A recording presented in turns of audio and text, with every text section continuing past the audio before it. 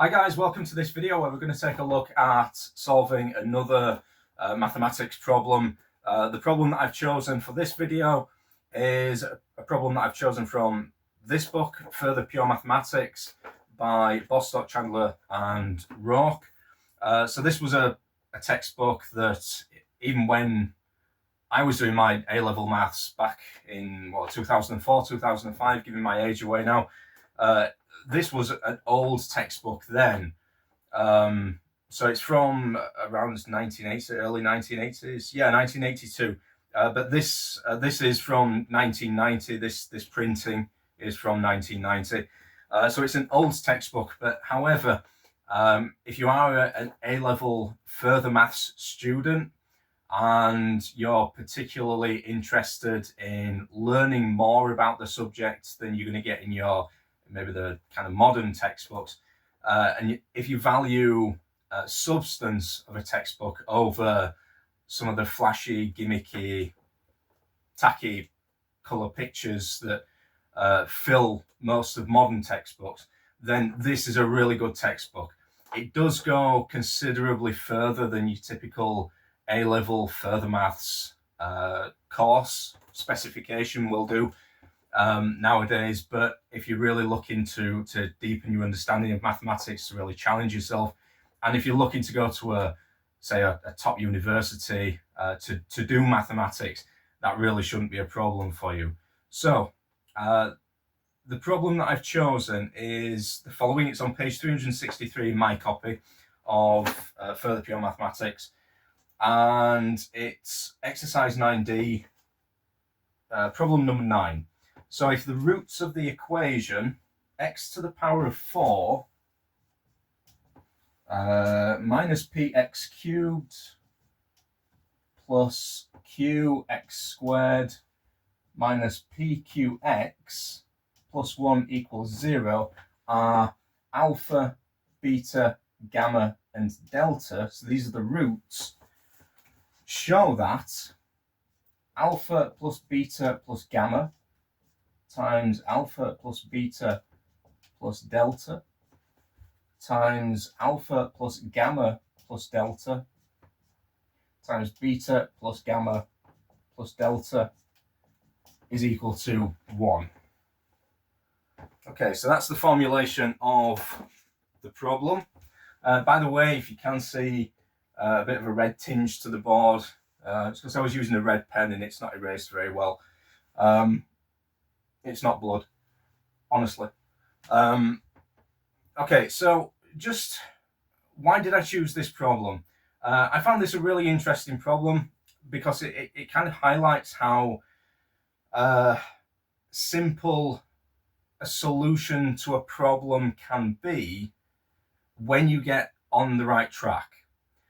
So for me personally, this was quite a difficult problem. I came to it from cold, in the sense that I don't know what I'd been doing beforehand, but I wasn't necessarily thinking about mathematics, so I didn't have everything at the front of my mind. I just opened this, I was flipping through this book looking for an interesting problem. This one caught my eye. I thought, okay, I'll have a go at that one. And what it really highlighted to me is how sometimes when you attempt to solve a problem, if it's a good problem, you shouldn't expect that you're going to get the best solution first time every time, and that you're going to get it in maybe a couple of minutes or something like that. It can happen, but you can't expect it to happen. Sometimes the first attempt at a solution to a problem might actually turn out to be quite naive, and this is nothing to be ashamed of. This is nothing to be embarrassed about. My first attempt at a solution to this problem was, looking back, really naive, but it gets the juices flowing. It gets the problem solving juices flowing, and that's the important thing. Once you get into that mindset, once you start getting into a bit of a rhythm, you start seeing more things, you start generating more ideas. This is the nature of problem solving. So don't be put off by the fact that sometimes when you go to attempt a problem, you do seem to be making hard work of it, and it might take you a while. to find a decent enough solution, and then looking back, you might be kicking yourself and thinking, why didn't I see that? The answer to that is you just didn't. And you're not doing anything wrong. The only thing that you would be doing wrong potentially is just by ignoring the problem, or just not attempting it, not following through with any of your ideas. As long as you do something, as long as you make an attempt, then potentially you're going to learn something. And you might, through the mistakes that you make, the initial naive attempts at solutions, you might actually happen upon something that really is effective in solving the problem. By the way, guys, just to drag things out a little bit more, this is a fairly new YouTube channel. I'd be really grateful if you'd give this video a thumbs up, if you'd leave a nice comment in the comments section, and if you'd subscribe to this channel. Also, it'd be great if you could let other people know about this YouTube channel, people that are doing GCSE, A-level maths, who really want to develop their problem-solving skills. So let's get on with the problem. So, first of all, you have to understand the problem, you have to understand the information that you've been given. So, you have to understand what it means for these numbers to be roots. By the way, we don't know whether these numbers are going to be real numbers or complex numbers. It actually doesn't make any difference to us, but we need to know what it means for them to be roots of this equation. And once we're clear about that, it would also help if we know some properties, some facts about roots. And sure enough, in the textbook for your further pure mathematics, in the lead up to this set of exercises, unsurprisingly, there's it goes into some detail about the properties of roots of polynomial equations. So, I'm going to call this thing f of x. So if these are roots of this equation, what I know is that f of alpha is equal to 0. F of beta is equal to 0. F of gamma is equal to 0. And f of delta is equal to 0. This may or may not be useful, but again, this is part of the problem-solving process. Generating ideas and trying to follow through with some of the ideas. The more information you have available to you, in this case about roots, potentially the more avenues you've got to choose from. So the more properties, the more facts that you know about roots, it gives you a bit more, potentially more directions to attack the problem. So these are some of the properties. This is what we mean by roots. These are some of the properties of roots. But there's also some other properties. So for example, if I know that these are the 4 roots of this quartic, then this quartic must be factorizable into these 4 linear factors: x minus alpha, x minus beta, x minus gamma, and x minus delta. And that must be equal to 0. This may or may not be useful.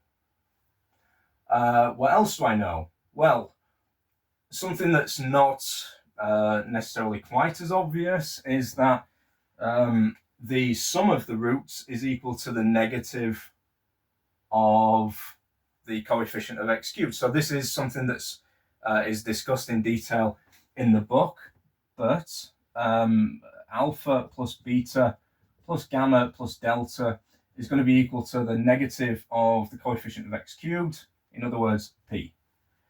But also the pairwise products of distinct roots, the sum of the pairwise products of distinct roots. So alpha beta plus alpha gamma plus alpha delta plus beta gamma plus beta delta plus gamma delta is going to be equal to the coefficient of x squared. How could we figure this out, by the way?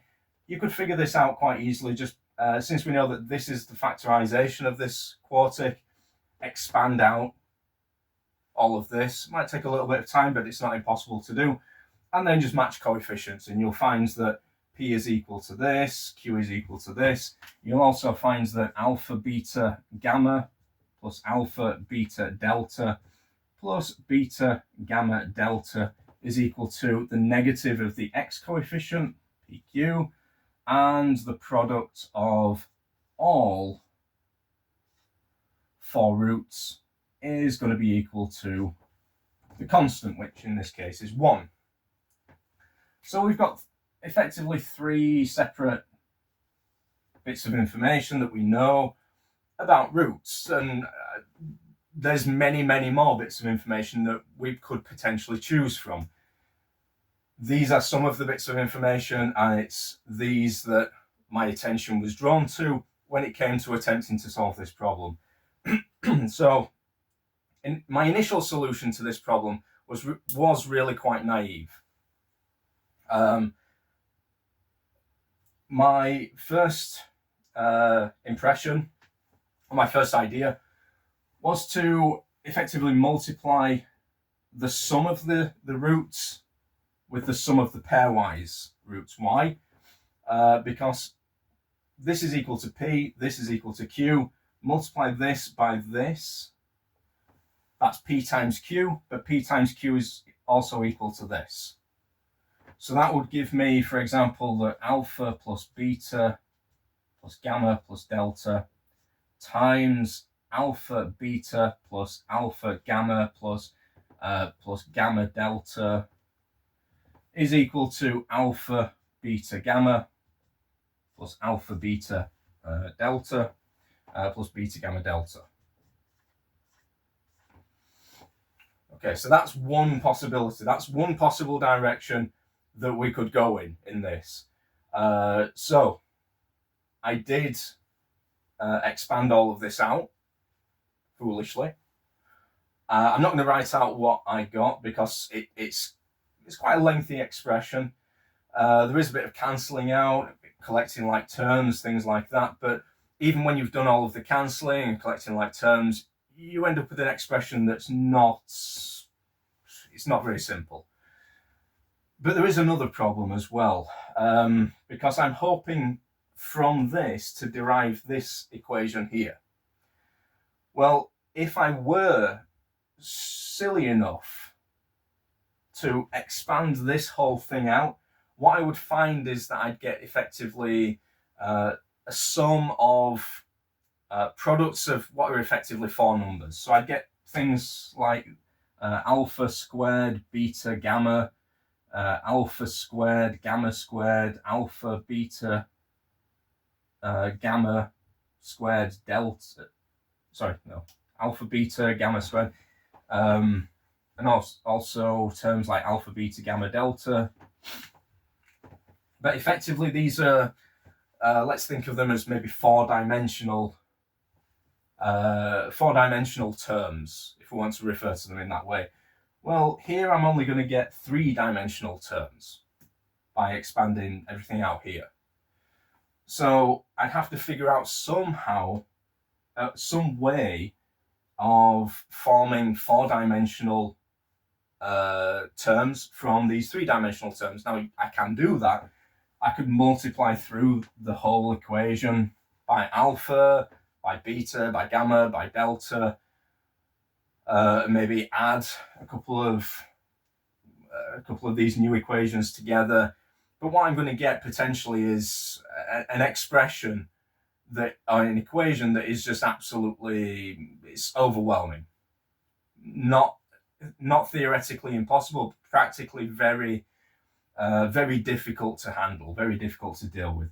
So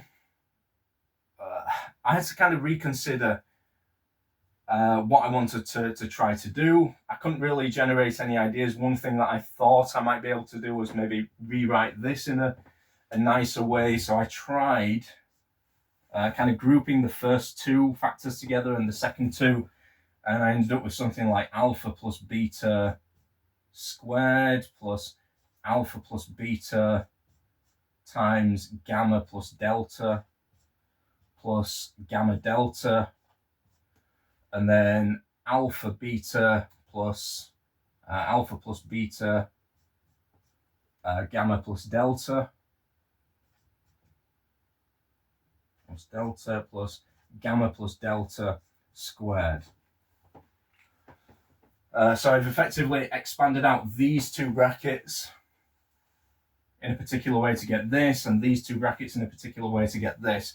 Was that helpful? Not at all. No, it doesn't do anything. I was hoping that this might give some insight into how I might be able to group the terms together in a particular way in the expanded version of this, but it really didn't. So at that point, I really had to think, is this really what the authors of this textbook, the challenge that the authors were really setting for me or for anybody else that attempts this problem? Are they really testing, challenging you to just some massive algebraic exercise in algebraic manipulation, where it's very easy to muck up on a term here or there? And I thought, I can't really see that. I can't really see it myself, that's the way forward. So I did the only thing that you can really do at this stage, and I went and made a cup of coffee.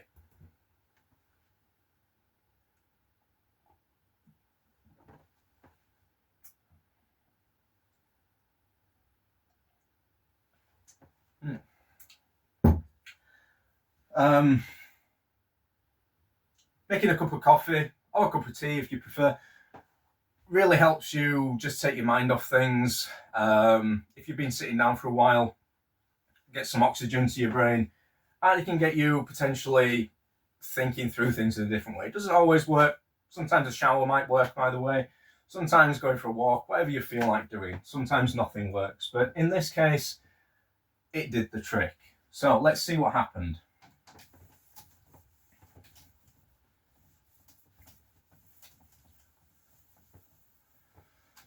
So when I came back with my coffee, I wrote something down, and I don't know why I wrote this down, but I did. And what I wrote down was this: P minus alpha, P minus beta, P minus gamma, P minus delta. And you'll see in a minute why, potentially why I wrote this down. I wasn't consciously thinking about anything, but I must have seen something unconsciously, because I don't think it's a complete coincidence that I happened to write this down that works so well. Something must have been going on unconsciously in the deep recesses of my brain that motivated me without really realizing it to write this down. And we'll see in a second how this is relevant.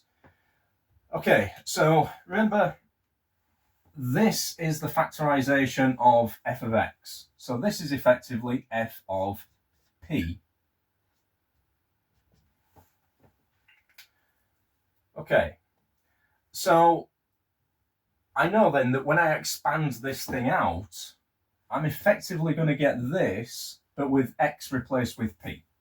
So that will give me p to the power of 4 minus p times p cubed, which is p to the power of 4, plus q times p squared,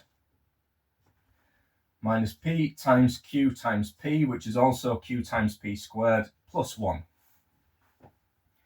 And here's where the magic happens, because that cancels with that cancels with that, and what I get is just 1. So in other words, f of p, which is this thing, is equal to 1. And now, here's the interesting thing. Some of you have probably spotted this already. Some of you probably spotted this within the first couple of minutes of this video. If you did, then you saw it much faster than I did. P minus alpha is equal to, remember p, I've rubbed it off the board now, p is equal to alpha plus beta plus gamma plus delta. So minus alpha leaves me with what? Beta plus gamma plus delta. P minus beta, similarly, is going to give me alpha plus gamma plus delta. P minus gamma is going to give me alpha plus beta plus delta.